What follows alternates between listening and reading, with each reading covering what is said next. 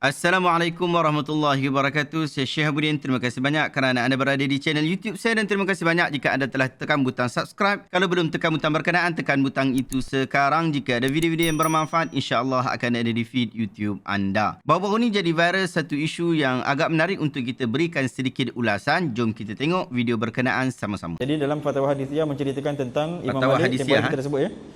Imam Malik dikata qala Malikun radhiyallahu taala anhu libnai ukhtihi, dia berkata kepada dua orang anak saudara dia, anak menakan dia, Bakar wa Ismail, arakuma tahabanil hadis wa tatalabanihi, qala na'am, qala in ahbabtuma an tanfa'a bihi wa yanfa'allahu bikuma fa aqalla minal hadis wa tafaqaha.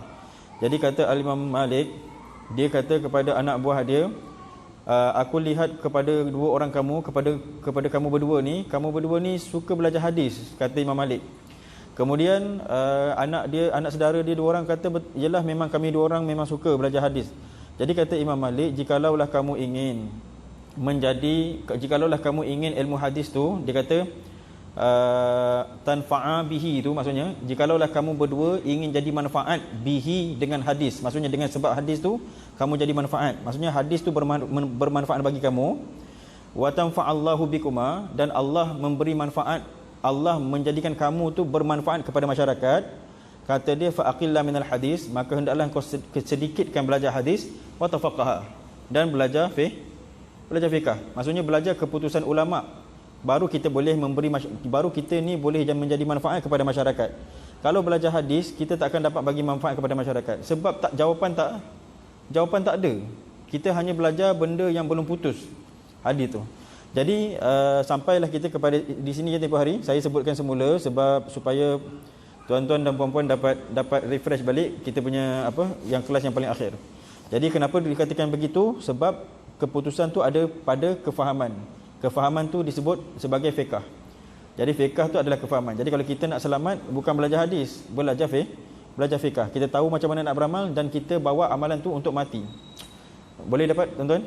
Okey, jadi itu. Okey, kita dah dengar video berkenaan tadi sama-sama. Jom kita berikan sedikit reaction berkaitan tentang isu ni. Saya tak tahu apakah tujuan ustaz ini sebut seperti ini, menukilkan kenyataan ini. Adakah beliau mahu menggalakkan orang untuk tak mendengar hadis tapi banyak mengikuti pengajian fiqh? Atau beliau mahu mengatakan banyaknya membaca hadis itu tak bagus? Yang paling bagus ialah baca syarahnya dalam bentuk fiqh. Baca hadis sikit-sikit cukuplah, tapi baca fiqh, baca kitab fiqh biar banyak. Jika benar itulah yang dimahukan, ia sangat pelik kerana hadis adalah sumber asas dalam fiqh. Fiqh tidak akan terbina melainkan daripada Al-Quran dan juga Al-Hadis. Mungkin dahulu kitab-kitab fiqh Nusantara agak kurang ditampilkan hadis tanpa menafikan bahawa para ulama kita juga tidak mensisihkan hadis. Tapi kalau waktu ketika itu nak cari hadis dalam kitab-kitab fiqh agak sukar, walaupun tidaklah menafikan bahawa mereka menjadikan hadis juga sebagai sandaran. Jika dilihat dalam kitab-kitab fiqh ulama muktabar seperti kitab-kitab dalam mazhab Syafi'i, hadis sangat banyak disebutkan. Bahkan kitab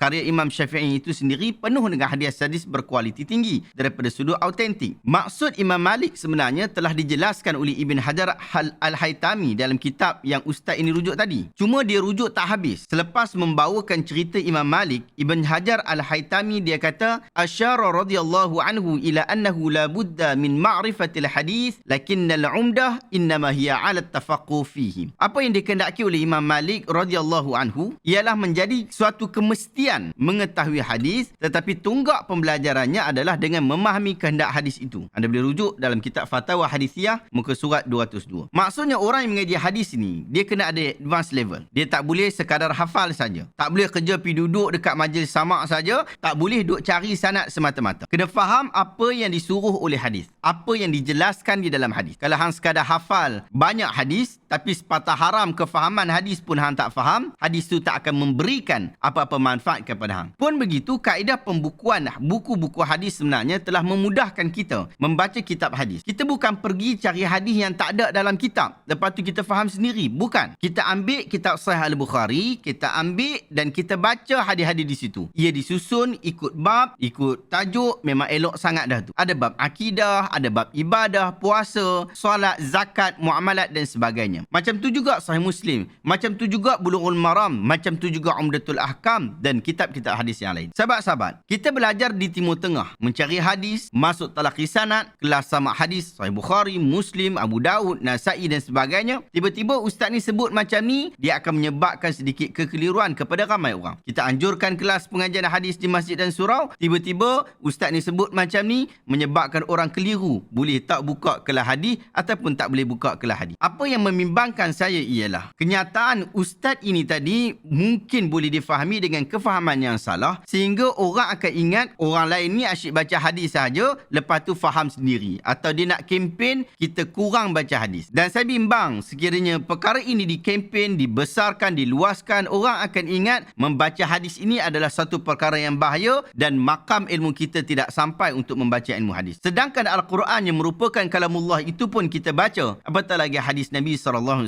pasti lagi boleh kita baca. Mengaji hadis bukan sekadar maksudnya membaca hadis sahaja, tetapi kita mempelajari disiplin-disiplin ilmu hadis. Tak pernah lagi saya dengar orang mengaji hadis menjadi sesat. Bahkan mereka lah yang membetulkan pandangan-pandangan para ulama. Sehingga kita tidaklah menyebarkan hadis palsu atau mengaplikasi hadis palsu pada bukan tempatnya. Kita bimbang jika fahaman yang ustaz ini sebut dan akhirnya orang fahami dengan fahaman yang salah. Akhirnya orang ingat, oh saya bakal hadis tak sahih pun tak apa. Kita tak payah more deep sangat dalam bab ilmu hadis. Kita pergi kepada banyak ilmu-ilmu fiqh. Akhirnya orang rasa selamat dalam bab tu. Orang tinggalkan pengajian ilmu hadis. Sedangkan ilmu hadis adalah perkara yang cukup utama. Imam Malik yang beliau dakwa menyebutkan perkataan ini pun adalah tokoh hadis besar dan mempunyai sebuah kitab hadis ulung, iaitu Muwatta. Adakah Imam Malik nak orang kata tak payah baca buku dia tapi pergi baca buku fiqh? Bukankah telah berlaku perselisihan yang sangat besar antara Imam Malik dan Ibn Ishaq rahimahumallah dalam isu kitab Imam Malik, sehingga Imam Malik sangat mempertahankan kitabnya Muwatta. Ini membuktikan bahawa kita perlu melihat hadis-hadis. Jangan kempen orang untuk tidak pergi melihat kepada kitab-kitab hadis. Wujudlah kitab-kitab hadis, bukalah pengajian-pengajian ilmu hadis tanpa sisihkan pengajian-pengajian yang lain, terutamanya pengajian-pengajian fiqh. Kita perlu memperkenalkan kepada masyarakat kita dengan ilmu hadis dan juga hadis-hadis Nabi SAW. Bukan sekadar ilmu, tetapi disiplin ilmu-ilmu hadis itu juga perlu diperkenalkan kepada masyarakat, sehingga orang akan melihat penilaian para ulama ini mempunyai hujah-hujah yang kukuh dan padu daripada Al-Quran dan Sunnah, dan kita berada di landasan yang benar. Wallahu ta'ala alam. Adakah anda merasakan video hari ini bermanfaat? Jika anda rasa video hari ini bermanfaat, tekan butang share. Semoga orang lain juga mendapat manfaat yang sama. Terima kasih banyak. Assalamualaikum warahmatullahi wabarakatuh.